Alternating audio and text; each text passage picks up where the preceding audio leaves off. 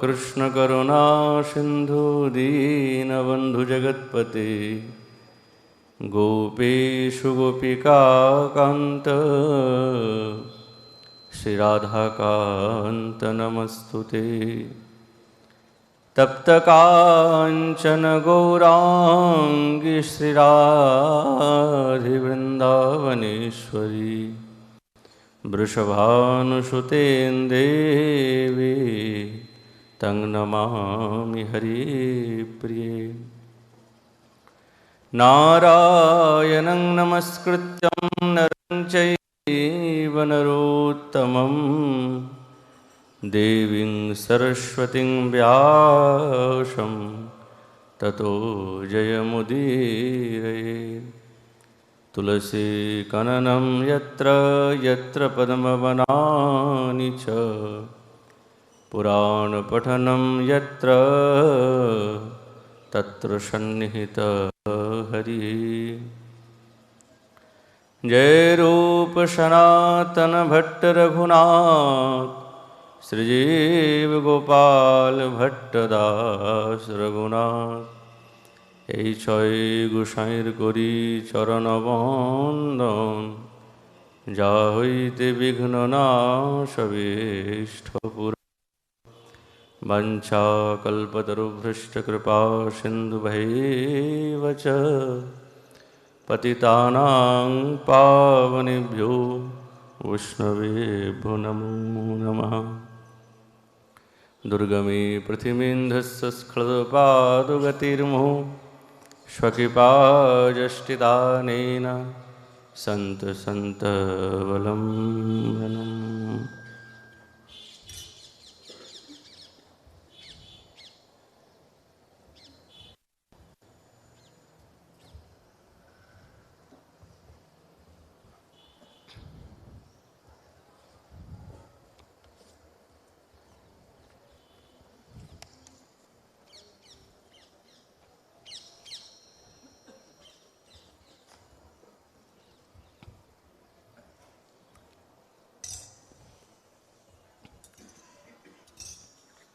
ओम नमो भगवते वासुदेवाय।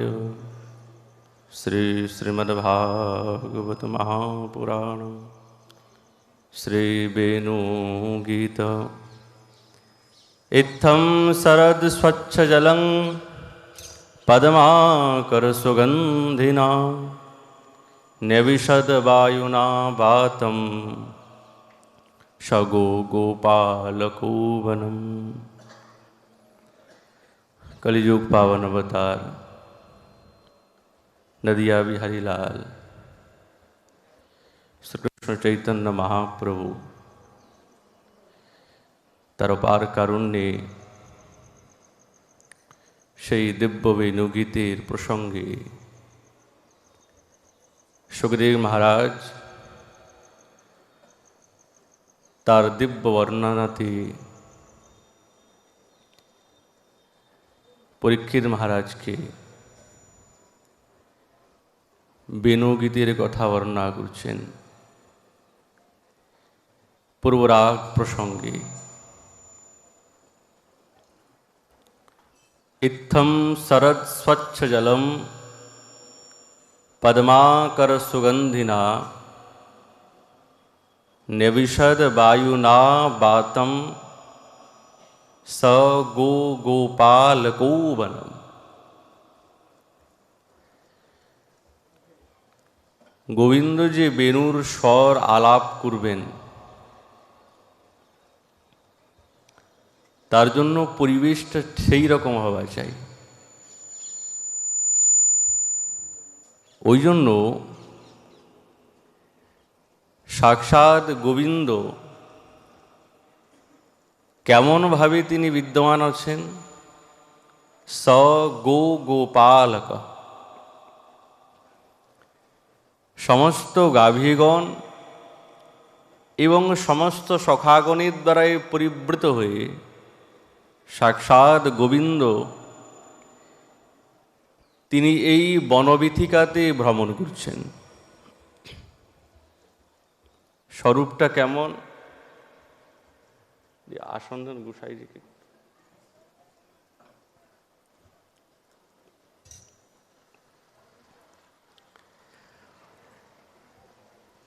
সেই বৃন্দাবনের শোভা কেমন হয়েছে।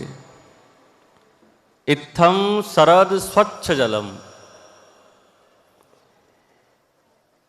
শরদের কারণে, যেহেতু শরৎ ঋতুর আগমন, সে আগমনের কারণে সমস্ত দীঘিকা এবং সরোবর ইত্যাদি জলগুলি নির্মল হয়েছে, স্বচ্ছ। পদ্মাকর সুগন্ধিনা বায়ুনা, মন্দ মন্দ বায়ু প্রবাহিত হচ্ছে। তো বায়ু তো সবসময় চলে, কিন্তু সবসময় যে বায়ুটা চলে ওই বায়ুর দ্বারায় মন মাতায় না। মনকে মাতিয়ে তোলে, মনের মধ্যে নবীন নতুন অনুরাগ জন্মায়, তার জন্য বায়ুর একটা ভাব এবং গন্ধের প্রলেপের প্রয়োজন। ওই জন্যে আচার্যচরণ বলছেন পদ্মাকর সুগন্ধিনা। পদ্মাকর, পদ্মফুলের দিব্য সৌরভ এবং তার যে দিব্যম মরাল, সেইগুলিকে বায়ু তার সঙ্গে নিয়ে মন্দ মন্দ গতিতে চলছে। আর যেখানেই যাচ্ছে সঙ্গে সঙ্গে তার মন ভাব হয়ে যাচ্ছে। ওই জন্য বায়ুটা সেই রকম। পদ্মাকর সুগন্ধিনা, সুন্দর গন্ধ এমন যুক্ত বায়ুর দ্বারায় বাতং বনং, পরিব্যাপ্ত হয়ে গেছে এই বনবিবন। সেখানেই সাক্ষাৎ গোবিন্দ সমস্ত সখাবৃন্দের সঙ্গে, গোপগণের সঙ্গে এবং গাভীগণের সঙ্গে পরিবৃত হয়ে প্রবেশ করেছেন। মনের ভাবটা কেমন, বাস্তবিক বস্তু। কুসুমিত বনরাজি সুস্মি ভৃঙ্গ, দ্বিজ কুল সংঘুষ্ট সরিত মহিদ্রম, মধুরবগাহ্য চারয়ন গা, সহ পশু বালবচ্চুকুজ বেণু। পরিবেশ যদি ভালো না হয় মনটা ভালো হয় না, আর মনটা যদি ভালো হয় তবেই আমাদের অন্তর থেকে স্বাভাবিক, আমাদের মনের থেকে অন্তর থেকে একটা আলাদা ভাব প্রকাশ জাগে।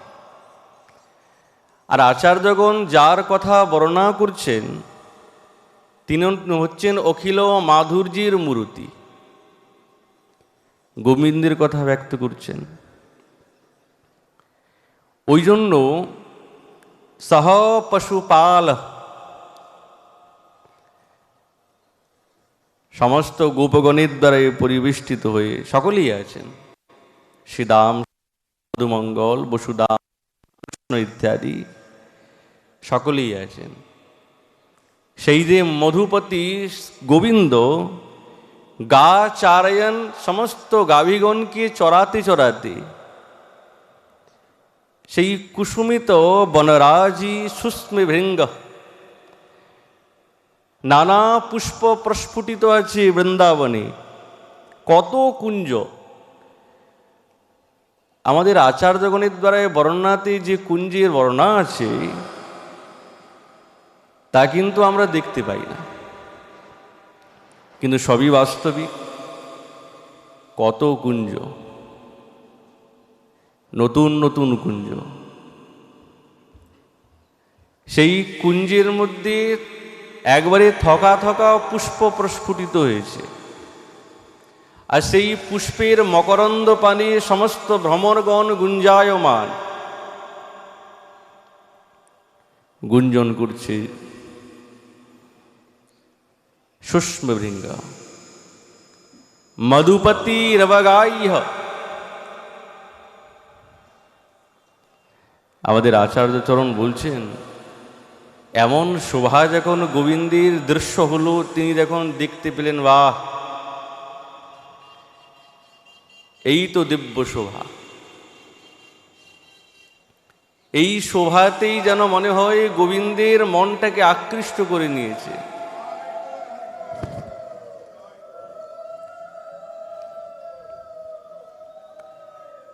যেন গোবিন্দের মন আর তার কাছে নাই, যেন মনে হচ্ছে কোনো নবীন প্রেম এসে তার কাছে বারবার বারবার যেন কিছু মেগে নিচ্ছে, কিছু চায়। কি যে চায় এ শ্যামসুন্দর নিজেও জানেন না। যেহেতু বৃন্দাবনেশ্বরীর পূর্বরাগ, তাহলে সেই হিসাবে গোবিন্দেরও তো পূর্বরাগ আছে। কেন তিনিও তো বৃন্দাবনেশ্বরীকে দেখেন নাই। দেখেছেন কি? এখনো পর্যন্ত দৃশ্য হয় নাই। তাহলে তারও পূর্বরাগ। বলছে অবশ্যই। আমাদের চক্রবর্তী পার বলছেন উনারও পূর্বরাগ। পরস্পর পরস্পর এই যে প্রেমের সম্বন্ধ ব্রজগোপীগণ এবং সাক্ষাৎ গোবিন্দের সঙ্গে, এটা পরস্পর পরস্পর, কারো সঙ্গে কারো কম নাই। কিন্তু গোবিন্দের থেকে বৃন্দাবনেশ্বরীর ভাবটা কিছু অধিক, এ থাকবেই। ওই জন্য সুখদেব মহারাজ বলছেন মধুপতি রবগাইহ চারয়ঙ্গা। এখন মধুপতি শব্দের অনেক অর্থ হয়।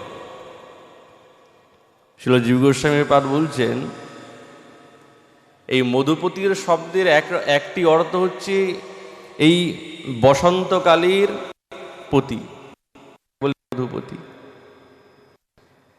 কেন এই শারদীয় শোভার সঙ্গে বসন্ত ঋতুর সুষমাকে প্রকাশ করেন, ফুটিয়ে তুলেন। ওই জন্য তিনি হচ্ছেন মধুপতি। যেরকম ব্রজের মধ্যে পাবন সরোবর, কুসুম সরোবর, রাধাকুণ্ড, শ্যামকুণ্ড, আরও যে সমস্ত সরোবর, চন্দ্র সরোবর, তারপরে যমুনার সেই জল এই বসন্তের আগমনে একবারে স্বচ্ছ হয়ে গেছে, পরিষ্কার, কোনো ময়লা নাই।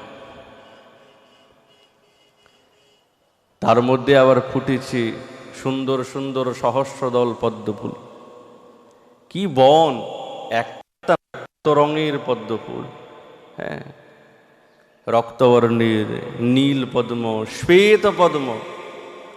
আর শ্বেত পদ্মের এত বন, ওই বনের মধ্যে রাজহংসগুলি এমন শব্দ করছে, এমন শব্দ করছে যেন দূর থেকে বোঝা যাচ্ছে না, মনে হচ্ছে যেন ওই শ্বেত পদ্মফুলের বন থেকে যেন ওরাই শব্দ করছে। মিশে গেছে তো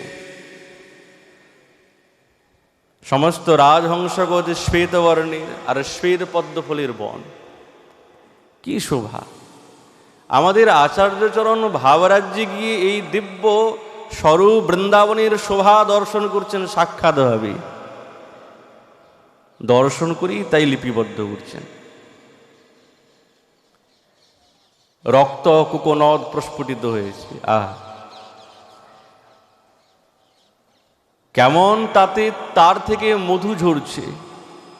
সমস্ত ভ্রমরাগুনি সেই মধু পানের জন্য কর্ণিকাতে বসে মত্ত হয়ে পান করছে, নিজের মতো আর নাই। মত্ত তো আগেও হতো, কিন্তু আজ যে মত্ততা প্রকাশ পেয়েছে এটা কেবলমাত্র গোবিন্দের কারণে। কেন? সকলেই হচ্ছেন এই রসের উপযোগী। ইনারা যদি না হন, পরিবেশ যদি এইরকম তৈরি না হয়, তাহলে রাধা গোবিন্দের দিব্য এই মাধুর্য রসের প্রকাশ প্রস্ফুটিত হবে না।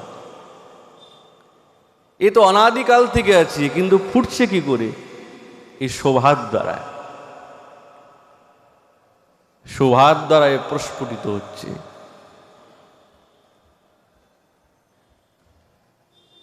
স্থল পদ্ম ফুল ফুটেছে, রাধাকুণ্ডের তটে, কুসুম সরোবরের তটে তটে এই থকা থকা স্থল পদ্ম ফুল ফুটেছে। যেন মনে হচ্ছে তারা এই সমস্ত জলপদ্ম ফুলের শোভাকে হরণ করে বারবার বলতে যাচ্ছে, দেখো তোমরা নিজেকে শোভায়মান মনে করছো, তোমাদের থেকে কম আমরাও কিছু না। ভর্তৃহরি ঋষি বলছেন শোভা বর্ণনা প্রসঙ্গে, আমাদেরও কোনো শোভা কম নয়। স্থল পদ্মগিরি বর্ণনা করছে। গোবর্ধনের পর্বতে কত ঝর্ণা ঝরঝর করে পড়ছে, একেবারে স্বচ্ছ জল, কাল্লোল শব্দ করতে করতে। সেই ঝর্ণার প্রপার যেন মনে হচ্ছে তাদের শব্দের থেকে যেন গোবিন্দের শব্দ এবং বৃন্দাবনেশ্বরীর শব্দই প্রকাশ পাচ্ছে এই ঝর্ণার দ্বারা। কোকিলের কুকুরক, ময়ূরগুলো নৃত্য করছে, সমস্ত বৃক্ষে ফল ফুলের দ্বারায় সুশোভিত। এমন কোনো বৃক্ষ নেই যার মধ্যে ফল নেই, এমন কোনো পুষ্প বৃক্ষ নেই যার মধ্যে দিব্যরূপে শোভায়মান পুষ্প ফুল প্রস্ফুটিত হয় নাই, একবারে বিকশিত হয়েছে। এরা সকলেই হচ্ছেন গোবিন্দের মাধুর্যকে প্রকাশ করছেন। কেন? গোবিন্দের, রাধা গোবিন্দের লীলাভূমি তো ব্রজভূমি, এই ব্রজভূমিতেই তো পরকীয়া রসের ভাব, অতির উল্লাস, অন্যত্র তা নাই, কোথাও নাই, কেবল ব্রজে। ওই জন্য ব্রজের পরিবেশটা এইরকম বৃন্দাদেবী তৈরি করেছেন। গোবিন্দের লীলা হবে তো এইরকম যদি ঠিক ঠিকভাবে না তৈরি করা যায়, তাহলে কি লীলা হবে কি করে? লীলা করবেন কি করে? গাছ আছে ফুটছে না ফুল, তাহলে কি আনন্দ আসে? সরোবর আছে মহারাজ, নোংরা, তো মানায় না, মনটা মানায় না। এ তো স্বাভাবিক। যদি জাগতিক দৃষ্টিতে আমরা দেখি, অপ্রাকৃত ভাব তো আলাদা কথা, জাগতিক দৃষ্টিতে দেখি কোনো বৃক্ষে যদি, ফুল গাছে যদি ভালো ভালো ফুল ফুটে না, দেখেন মনটা কেমন ভালো লাগে, বাহ কি সুন্দর ফুল ফুটেছে, দেখি তো একটু তুলে ঠাকুরকে দেই, একটু মালা গাঁথি, হ্যাঁ ভালো লাগে। মনে করো রাধাকুণ্ড শ্যামকুণ্ডের সৃজল একেবারে স্বচ্ছ নির্মল যখন হয়ে যাবে, কাঁচের মতন চকচক করবে, তখন দেখে মনটা কত ভালো লাগে, বাহ কি সুন্দর জলটা হয়েছে। কখনো কখনো সময়ের প্রভাবে একবারে ঘোলা হয়ে যায়, তখন মনটা দেখে বড় কষ্ট হয়। দেখো রাধাকুণ্ডের শ্যামকুণ্ডের জলটা কেমন ঘোলা হয়ে গেছে। এ তো আমাদের কথা। আমাদের আচার্যচরণ যেই অপ্রাকৃত স্বরূপের বর্ণনা করছেন, যেই মাধুর্য পারাবার সাগরের বর্ণনা করছেন, সে তো ওই জগতের কথা। তাহলে সেখানে সেই বৃন্দাবনের শোভা যদি এইরকম হয়, এ তো কোনো সাধারণ জিনিস না, বুঝে না। সুন্দর প্রস্ফুটিত হয়েছে। আর একটি মধুপতি শব্দের অর্থ সাক্ষাৎ মধুময় এই বৃন্দাবন, লীলাভূমি ব্রজধাম। এই ব্রজধামও হচ্ছেন মধুময়, তাই না? গোবিন্দ যদি মধুময় হন, তার লীলাও মধুময়, তার লীলা ভূমিও মধুময়। কম তো নাই, ন্যূনও কিছুই না, সব সমান। এই সমানতা না থাকলে রসের উল্লাস আসবে না। আকাশে বাতাসে বৃক্ষলতায় সূর্য চন্দ্র, তাদের কিরণ যেখানে যেখানেই পড়ছে, সবই মধুময় ব্যাপার। যেন মনে হচ্ছে পুষ্পগুলি মন্দ মন্দ হেসে গোবিন্দকে স্বাগত জানাচ্ছেন। আসুন হে বনের দেব, আপনার জন্যই তো আমরা এরকম সেজে গুজে বসে আছি। আপনি আসবেন, আপনার এই নয়ন কটাক্ষ দেখুন আমাদের এই পুষ্পরূপী স্বরূপে পড়বে, আমাদের জীবনটা ধন্য হবে। এই আশাতে শৃঙ্গার করে যেন বৃক্ষগুলি, পুষ্পবৃক্ষগুলি সকলে শৃঙ্গার করে মহারাজ বিদ্যমান হয়ে আছেন। কেন? গোবিন্দ হচ্ছেন সাক্ষাৎ মধুরাতি মধুর। এতদ বিহিতং মহুদম মধুরম নাস্তি জগতি। এই জগতে তার থেকে মধুর আর কিছুই নাই, খুঁজে পাবো না। ওই জন্য মধুরের জন্য সবকিছুই মধুর হয়ে দাঁড়িয়েছেন। যখন তিনি গোচারণে ভ্রমণ করছেন,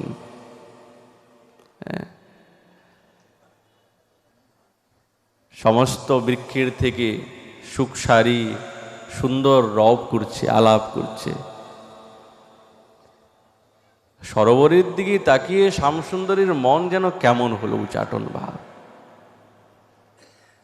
মনের মধ্যে একটা নতুন আবেগ জাগিয়েছে।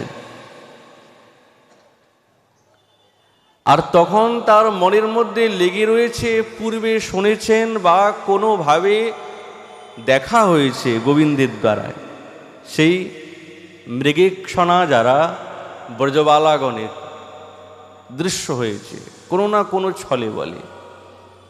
সেই গোপ কিশোরীগণের সঙ্গে সাক্ষাৎকার স্বাভাবিকভাবে হয় নাই, কিন্তু ছলে বলে হয়েছে। পরিবেশ যখন এইরকম তৈরি হয়েছে না, মনের মধ্যে সেই দিব্য প্রেমের আবেগ জেগে গেছে। চারিদিকে তাকিয়ে দেখছেন কোথায় তারা। এখন তো যেই ললনাগণকে তিনি এই নেত্ররূপী ভৃঙ্গের দ্বারায় তাদের রূপামৃত পান করেছেন, সেই রস তো আর কিছুতেই ভুলতে পারছেন না, আর ভোলা যাচ্ছে না। সমস্ত সখাবৃন্দের দ্বারায় ক্রীড়া করতেছিলেন তো, সঙ্গে সঙ্গে মনটা উচাটন হয়ে গেল হঠাৎ। চারিদিকে তাকাচ্ছেন, কোথাও যখন সেই স্বরূপকে দেখতে পাচ্ছেন না, যাদের চিন্তন এখন আরম্ভ হয়ে গেছে। কেন? পরিবেশটা এমন বৃন্দাদেবী তৈরি করেছেন। দূর থেকেই ভাবছেন, দূর থেকে এসে বসে গেছেন এক কদম্ব তরুতলে, একলা বসে আছেন, মনটা বড় উচাটন। এক বেদিকাতে বসেছেন, বাম চরণে উপরে দক্ষিণ চরণটাকে রেখে আর নিজের কপল দেশে হস্তাগ্র রেখে বারবার চোখটি বন্ধ করে চিন্তা করছে। আর আজকের যে চিন্তা, তার মনের মধ্যে নানা রকমের আবেগ, এই আবেগটা প্রেম জাগিয়েছে। গোবিন্দের মনের মধ্যে প্রেম জেগেছে। তিনি তো মূল নায়ক। বৃন্দাবনেশ্বর এবং বৃন্দাবনেশ্বরীর মিলনাকাঙ্ক্ষা আজ জাগিয়ে দিয়েছেন। ওই জন্যে আমাদের আচার্যচরণ যাদের প্রেমে বশীভূত হয়েছেন গোবিন্দ, কেবল দেখা মাত্রেই, আবার সাক্ষাৎভাবে নয়, কোনো ছলে বলে দেখেছেন, তার কারণেই তার মনের মধ্যে এত উদ্বেগ। আরে হবে না কেন? ইতিপূর্বে তো আরও তিনি অনেক কিছু দেখেছেন, কই তাদের দ্বারাই তো তার মনটা আকৃষ্ট হলো না। কিন্তু এই ব্রজরামাগণকে একমাত্র কোনো কটাক্ষ দৃষ্টির দ্বারায়, অপাঙ্গ দৃষ্টির দ্বারায়, কোনো ছলে বলে দেখা মাত্রেই এখন তার পরিবেশের কারণে এইরকম মনের চাতুরিতা তৈরি হয়েছে, চঞ্চলতা। কারণটা কি? এখন তার মনে বারবার চায় আমি যাতে তাদের সঙ্গে সাক্ষাৎকার করতে পারি। কবিরাজ গোস্বামীপাদ বলছেন, হবে না কেন? যাদের প্রেমে গোবিন্দ উন্মাদ হয়েছেন, চঞ্চল হয়েছেন, তাদের স্বরূপ হচ্ছেন কি? আত্মেন্দ্রিয় প্রীতি বাঞ্ছা শূন্য। ব্রজবালাগণের স্বরূপ হচ্ছেন আত্মেন্দ্রিয় প্রীতি বাঞ্ছা শূন্য। নিজের সুখ কিছুই চায় না, কিছুই চায় না। তারা কেবলমাত্র গোবিন্দের সুখেতেই সুখী, এবং ইনারাই হচ্ছেন গোবিন্দের লীলাকে বিস্তার করেন। যেহেতু গোবিন্দের লীলা তিন প্রকার আমরা জানি, ভগবানের লীলা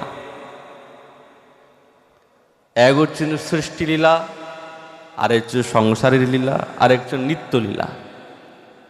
এই তিন প্রকার লীলা। তো সৃষ্টি লীলা এবং সংসার লীলা এটা তো আর গোবিন্দের কাজ না, তার অংশাংশের কাজ। কিন্তু ওনার যথার্থ লীলা হচ্ছে নিত্য লীলা। ওই জন্যে আমাদের আচার্য চরণ বলছেন, নিজের স্বরূপ শক্তির দ্বারা, রূপ গোস্বামী পাদ বলছেন, নিজের স্বরূপ শক্তির দ্বারা যখন তিনি ক্রীড়া করতে আরম্ভ করেন না, তখনই সেই লীলাটা হয় নিত্যলীলা। আর সেই নিত্যলীলার উপযোগী হচ্ছেন ব্রজরামাগণ।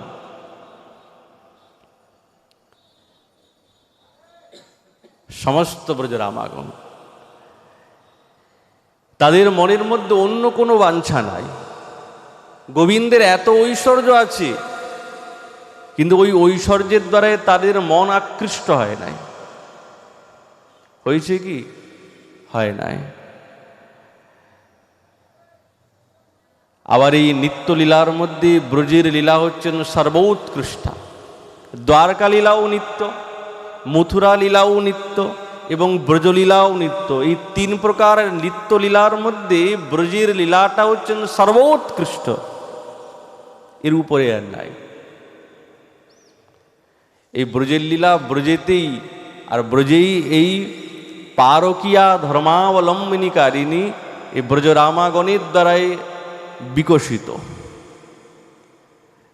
অন্যত্র না। কেননা এই ব্রজলীলাই হচ্ছে মাধুর্যময়। অন্য লীলার মধ্যে মাধুর্য আছে ঠিক, কিন্তু মাধুর্যের কিছু ন্যূন আছে, ঐশ্বর্য মিশ্রিত। কিন্তু ব্রজের মধ্যে একেবারে শুদ্ধ মাধুর্য লীলা, ওর মধ্যে কোনো ভেজাল নাই, বিন্দু মাত্র নাই। এত ঐশ্বর্য প্রকাশ করেছেন, কিন্তু তবুও তাদের মনের মধ্যে ভাব কি? মোর পুত্র, মোর সখা, মোর প্রাণপতি। এছাড়া আর কিছু মনে করে তারা? কিছুই মনে করে না। বলুন, ছোট্ট বালক এত বড় গিরিবর গোবর্ধন রাজকে ধারণ করেছেন, কত বড় ঐশ্বর্যের কথা! এ কম ঐশ্বর্য? কিন্তু কোনো ব্রজবাসীগণ কি গোপালকে, কৃষ্ণকে কোনো ঈশ্বর তত্ত্বেতে দেখে? এই তো আমার সখা, কাঁধে চড়ে কাঁধে চড়ায় করে ক্রীড়ারণ। তুমি কোন বড় লোক? তুমি আমি সমান, সম। তুমি কি বড় নাকি আমার থেকে? ওই যে শ্রীদাম তোমাকে, আমাদের দাদার শ্রীদাম তোমাকে হারিয়ে দিল। শ্রীদামানাং ভাণ্ডিরাং বহতি, শর্ত লেগেছে, যদি আমি হেরে যাই তাহলে যে হেরে যাবে সে ভাণ্ডির বন পর্যন্ত কাঁধে পিঠের মধ্যে নিয়ে তাকে যেতে হবে। এখন শ্রীদামের সঙ্গে কি আর গোপাল পারে? গোপাল মহারাজ পেহলবানিতে চিত হয়ে গেছে, চিৎপাত হয়ে গেছে। আর চিতবার হাওয়া মাত্রেই শ্রীদাম বলছে, কিরে গোপাল, এখন তো তুই হেরে গেছিস, এখন আমাকে কাঁধে চড়া আর নিয়ে চল সেই ভাণ্ডির বন পর্যন্ত। গোপাল মাথা চুলকাতে আরম্ভ করেছে, বাবারে বাবা, এত বড় শরীর, এই যদি আমার কাঁধের মধ্যে উঠে তাহলে তো আমার অবস্থা খারাপ হয়ে যাবে। এখন বারবার বলছে, দাদা যা হওয়ার হয়ে গেছে, কি আছে, পরে তখন দেখা যাবে, আজকে ছেড়ে দাও, তুমি তো আমার বড় দাদা। শ্রীদাম বলছে, তোর মতন কপট আমরা এই জীবনে দেখি নাই। তুই কি ভেবেছিস তোকে আমি ছেড়ে দেব? এইদিকে আয়, তোর কাঁধে উঠবো আগে। এক লাফ দিয়ে মহারাজ শ্রীদাম তো কাঁধে উঠে গেল। দাদা শ্রীদাম যখন কাঁধে উঠেছে আর সহ্য করতে পারছে না, এখন নিয়েও যেতে হবে। কোমর আর নড়ছে না, যেমন তেমন করে কিছু দূর গিয়েছে, বলছে দাদা ছেড়ে দাও, আর যেতে পারছি না, আর যেতে পারবো না, সারা অঙ্গ ঘেমে নেই অস্থির। শ্রীরাম মনে মনে ভাবলো, না আমার ছোট তো, যাক এইবারের মতন ছেড়ে দিলাম। দেখুন, কাঁধে চড়ে কাঁধে চড়ায় করে ক্রীড়ারণ। তো এত ঐশ্বর্য প্রকাশ করে শ্রীরামের সামনেই তো বকাসুর অঘাসুরকে মেরেছে, মারল না? শ্রীরাম দেখেছে, কই তার মনের কোনো এক কণেতে কোনো ঐশ্বর্যের ভাব এসেছে? না, এ ভগবান না। কিসের ভগবান? এ আমার মিত্র, আমার সখা, আমার ছোট।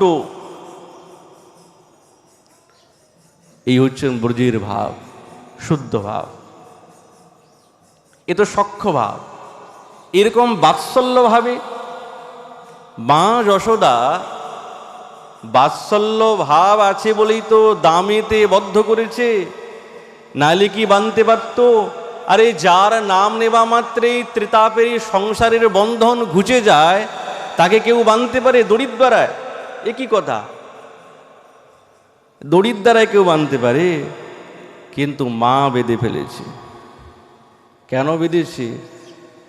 এ তো আমার সন্তান গোপাল। কিছু পূর্বেই কিন্তু তিনি তার মুখবিবরের মধ্যে সমস্ত ব্রহ্মাণ্ডকে দেখেছেন, চন্দ্র সূর্য ঘুরছে, হ্যাঁ দেখেছেন। আচ্ছা, বাল্য অবস্থাতেই পুতনা বধ করলেন, স্বচক্ষে দেখলেন। রাবর্তকে অস্থির করে তুললেন, কত কিছু করলেন। কিন্তু যাই হোক, এ কিছুই নয়, এ আমার সন্তান, আমার গোপাল, আমার ছেলে, আমার ছেলে, আমি এর মা। এই শুদ্ধ মাধুর্যের কারণেই, প্রেমের কারণেই মা যশোদা গোপালকে সাক্ষাৎ গোবিন্দকে বেঁধে ফেললেন। সেই রকম মাধুর্যের পারাবার উৎকৃষ্টা সাক্ষাৎ ব্রজদেবীগণ। তারা তাদের শুদ্ধ প্রেমের দ্বারায় গোবিন্দকে নিজের বশে করে ফেলেছেন, নিজের বশে। ঐশ্বর্য নাই মনে। কেন করে বলেছেন? বলছে ইনারা হচ্ছেন সমর্থারতির উপাসকা। রঘু গোস্বামীপাদ 3 প্রকার বলেছেন, তো 3 প্রকার রতি বলেছেন। এক হচ্ছেন সাধারণী রতি, আর দ্বিতীয় হচ্ছে সমঞ্জসারতি, আর তৃতীয় হচ্ছেন সমর্থারতি। তো সাধারণী রতি কারা? যেহেতু ব্রজরামাগণের স্বরূপ যদি জানতে হয়, এইগুলো অবশ্যই প্রয়োজন। ওই জন্য রঘু গোস্বামীপাদ বললেন যে এক হচ্ছে সাধারণী রতি। সাধারণী রতি কাকে বলে পূর্বে শোনেন নাই।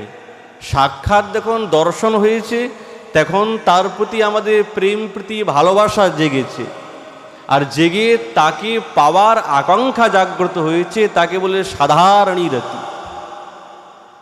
আগে শুনি নাই, দেখি নাই, এখন সাক্ষাৎ সামনে গোবিন্দ এসেছেন, সঙ্গে সঙ্গে আমার মনে ভাবা কি সুন্দর দেখতে, তো বেশ সুন্দর। এখন আপনাকে আমি চাই, আপনাকে আমি পেতে চাই, এটা তো সাধারণী। আচ্ছা, এর মধ্যে সসুখ বাঞ্ছা আছে।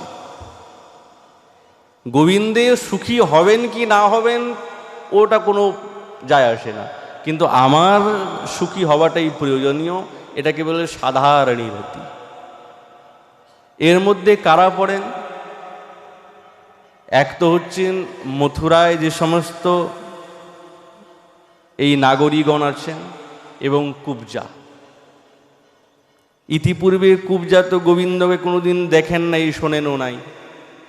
যখন গোবিন্দ এসে উপস্থিত হয়েছেন, ত্রিবক্তা কুবজা সেই কটোরা নিয়ে যাচ্ছে, দূর থেকে সম্বোধন করছেন, ও হে সুন্দরী। মনটা ঘুরে গেল, দেখি তো কে আমাকে ডাকছে, আমি বিশ্রী, কেউ আমার দিকে তাকায় না, এমন কে সুন্দর আছে যে আমাকে সুন্দর বলে আহ্বান করলো, দেখি তো। দেখছেন, আহা, এ তো সাক্ষাৎ সুন্দর। সঙ্গে সঙ্গে মনের ভাব পরিবর্তন হয়ে গেল, আমি তোমাকে চাই। উত্তরীয়ম আকৃষ্ট, পীতাম্বরটাকে ধরে ফেললেন। ইনি হচ্ছেন সাধারণী রতি। আচ্ছা, সমঞ্জসারতি কারা? সমঞ্জসারতি হচ্ছেন গোবিন্দকে দেখেন নাই, কৃষ্ণকে দেখেন নাই, কিন্তু নারদাদি মুনি ঋষি গণের দ্বারায় শ্রবণ করেছেন তার লীলা। উনি এমন, উনি এত দেখতে সুন্দর, ওনার এত বৈভব, উনি এত লীলা করছেন, এই শুনছেন। শুনে শুনে শুনে শুনে তার প্রতি অনুরাগ জেগেছে। অনুরাগ জেগে তাকে আমরা পেতে চাই। আর পাওয়ার পরে সসুখ বাঞ্ছা যার মধ্যে প্রধান, তারও সুখ চাই, কিন্তু এই সুখটা সমান। তারা হচ্ছেন সমঞ্জসারতি। এরা কারা? রুক্মিণী দেবী পড়েন, নাগনাজিতি, মিত্রবৃন্দা, ভদ্রা, লক্ষ্মণা, এই 16,108 মহিষীগণ প্রায় সকলেই সমঞ্জসারতির উপাসকা। তারা কৃষ্ণকে চান, কিন্তু কি করে চেয়েছেন? নারদাদি মুনি ঋষিগণ এসে যখন রুক্মিণী দেবীকে বলছেন, বাবা, এসেই বলতে আরম্ভ করেন, কেন? উনি তো মধ্যস্থ, বলতে গেলে ঘটক। উনি এসে রুক্মিণী দেবীকে বলেন, ও হে দেবী, তুমি জানো সেই দ্বারকাধীশ ভগবানের কি দিব্য রূপ লাবণ্য? আরে এমন কোন নারী আছে যে তার দিব্য রূপ লাবণ্যে মুগ্ধ হয় না? আরে এই কথা শোনা মাত্রেই রুক্মিণী দেবীর মনের ভাব জেগেছে, বাহ, এমন পুরুষকেই তো আমি পতিরূপে স্বীকার করতে চাই। হে দেবর্ষি, আমি এমন পুরুষকেই চাই। আর যখন পেয়ে গেছেন না, তখন রুক্মিণী দেবীর মধ্যে সসুখ বাঞ্ছা আছে, তার প্রাধান্যটা বেশি। যেহেতু কৃষ্ণ সুখের ইচ্ছাও আছে, কিন্তু তার প্রাধান্যটা কম। আর তারা যারা সমঞ্জসারতির উপাসক, তারা কোনোদিন গোবিন্দকে আকৃষ্ট করতে পারে না, কৃষ্ণকে আকৃষ্ট করতে পারে না, তাদের গুণের দ্বারায়, রূপের দ্বারায়, তাদের বাণীর দ্বারায়। জীব গোসাই পার সিদ্ধান্ত দিচ্ছেন, পত্নস্তু 16,000 বাণী যশেন্দ্রিয়ং বিরুচিতুম করণৈনশেক। এত সহস্র সহস্র দ্বারকাধীশ ভগবানের মহিষীগণ আছেন, এর প্রমাণ দিয়েছেন চক্রবর্তীপাদ। যখন দ্বারকাধীশ ভগবান কুরুক্ষেত্রের যুদ্ধ ইত্যাদি সমাপ্ত করে যখন পুনরায় দ্বারকাতে প্রবেশ করছেন না,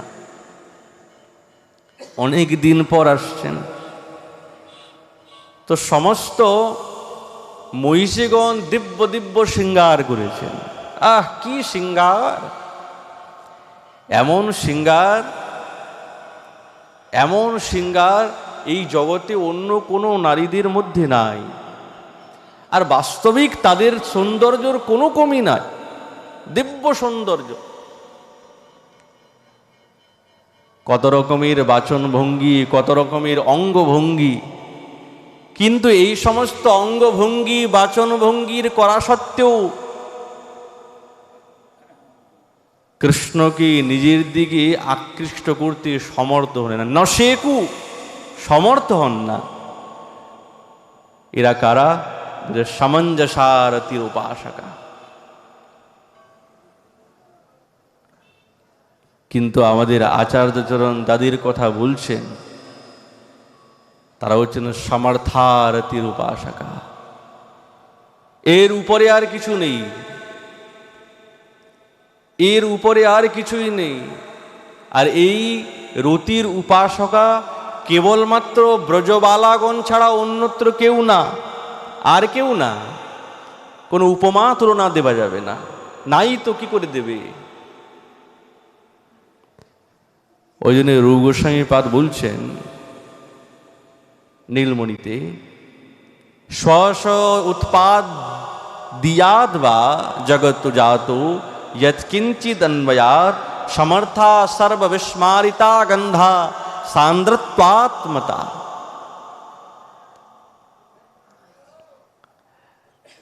सर्व विस्मारिता गंधा, যারা সবকিছু ত্যাগ করে দিয়েছে,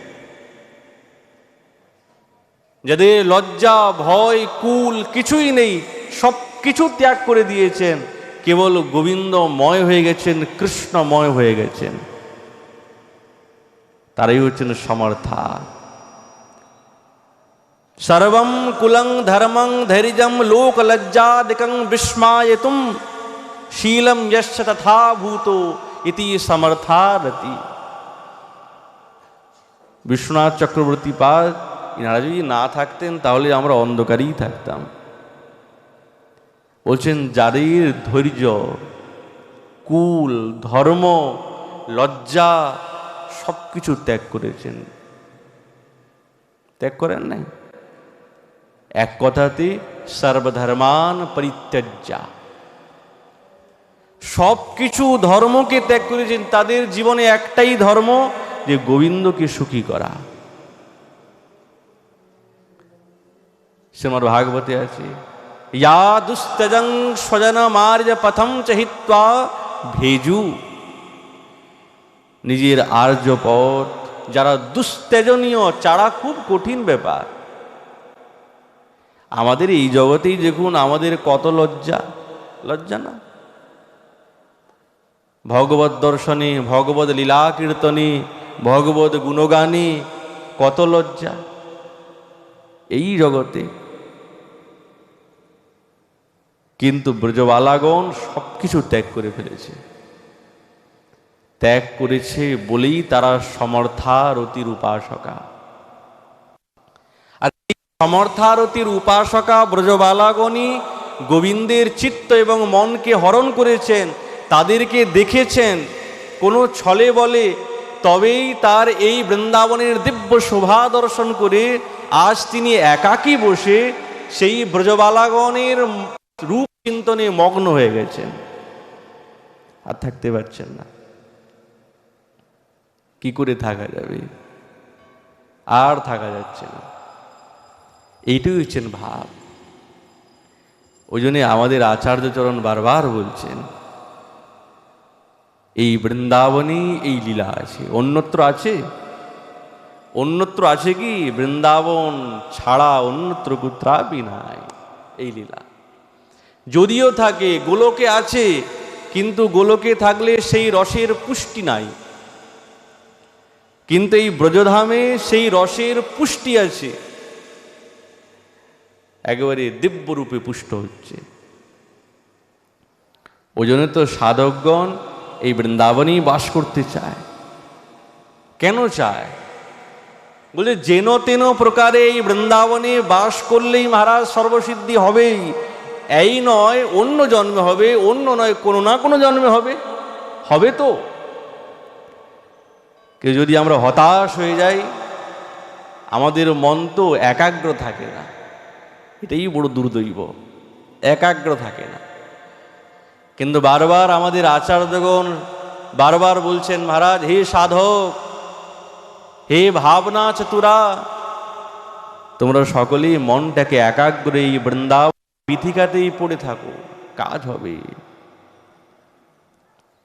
আমাদের আচার্যচরণ বলছেন কি, বিদ্যতে খণ্ডস ইদম যদি মে শরীরম। কি সুন্দর কথা। ঘোরা বিপদ বিততयो यदि वा पतन्ति, हा हंत हंत न तथा कदापि भूयात् वृंदावन इतर तुच्छ पदे न मे पिपाशा। ঈশ্বর বৃন্দা দেবী কি বলছেন, নিজের মন কি বলছেন বারবার, ভিদ্যতে খণ্ডস, বহু অল্পার্থাৎ সস। খণ্ডস মানে খণ্ড খণ্ড। আমার এই দেহ যদি খণ্ড খণ্ডও হয়ে যায়, আমার জীবনে যদি ঘোর বিপদ এসে উপস্থিত হয়, মহাবিপদ, তবু যাতে আমার এই বৃন্দাবন থেকে বেরিয়ে যেতে না হয়। কেমন কথা! খণ্ড খণ্ড হয় যদি এই কলিবর, যদি বা বিপদ ঘটে অতি ঘোরতর, কিন্তু বৃন্দাবনী বাসী তবু কবু যেন হায় বহিরে বাসের আশা মনেও না হয়। হে প্রভু, হে বিধাতা, হে প্রাণেশ্বরী, আমি এই বৃন্দাবনেই পড়ে থাকব। তদ ইতর সকলই তুচ্ছ পদ, কোথাও নাহিক হেন প্রেম সুসম্পদ। এই প্রেমের সুসম্পদ কোথায় আছে? এই বৃন্দাবন ছাড়া অন্যত্র কোথাও আছে? কে বলতে পারবে? কোথাও তো নাই। ওই জন্য আচার্য চরণ বলছে, আমার শরীরটা খণ্ড খণ্ড হয়ে যায়, কিন্তু বৃন্দাবনে পড়ে থাকুক। বিপদ আসুক, রোগগ্রস্ত হয়ে যায়, মরে যায়, বৃন্দাবনে মরি। কেন? বলছে এই যুগল মাধুরী রস কেবলমাত্র বৃন্দাবন ছাড়া অন্যত্র নাই, কোথাও পাবো না। কবে হেন শুভদিন হইবে উদয়, সেই পুতবাড়ি পিয়াসে পিবিয়া কালিন্দির কবে কর ফুটে। আজীবন সেই বৃন্দাবনে করিব নিলয়। প্রশ্ন করছেন, কি আমি আজীবন এই বৃন্দাবনে বাস করতে পারবো? কি হবে? সে পান আহারের গুণে যখন বৃন্দাবনে থাকবো, সেখানে মাধুকরী ভিক্ষা করে পাবো, সেই যমুনার জল পান করব। আরে যমুনার জল না হোক, কোনো কূপের জল পান করব, সবই তো অপ্রাকৃত, তাই না? নাসিবে আমার চিরতরে মনের দেহের সুসঞ্চিত সব মলিনতা, এই লীলাভূমি করিবেন আমার হৃদয়ে প্রেমের সঞ্চার। এই সেই বৃন্দাবন ভূমি, এই সেই বৃন্দাবন। ওই জন্যই বলছেন, ব্রজবিনা ইহার অন্যত্র নাহি বাস। এখানেই মরি, এখানেই পড়ে থাকি, যেন তেন প্রকারে মারা জীবনটা কাটলেই হলো। কি জানি কোনো না কোনো একদিন সাধু বৈষ্ণবের কৃপা দৃষ্টিপাতে এই জীবনে সেই দিব্য মাধুর্য লীলার অনুভূতি হবে, লেগে যাবে। হচ্ছে না, হয়ে যাবে, পড়ে থাকতে হবে। আচার্যগণ তো মিথ্যা কথা বলছেন না। বাগ ব্রহ্ম সত্য, ব্রহ্ম মিথ্যা হতে পারেই না। এটা তো কেবলমাত্র আমাদের বিশ্বাসনীয়। বিশ্বাসে মিলয়ে ভক্তি, তর্কে বহুদূর না।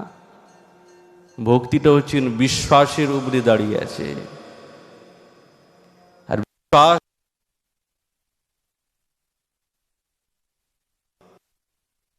বৈষ্ণবের কৃপাতে এই দিব্য যুগ মাধুরী লীলার স্ফূর্তি আমাদের হৃদয় হবে। আশাতেই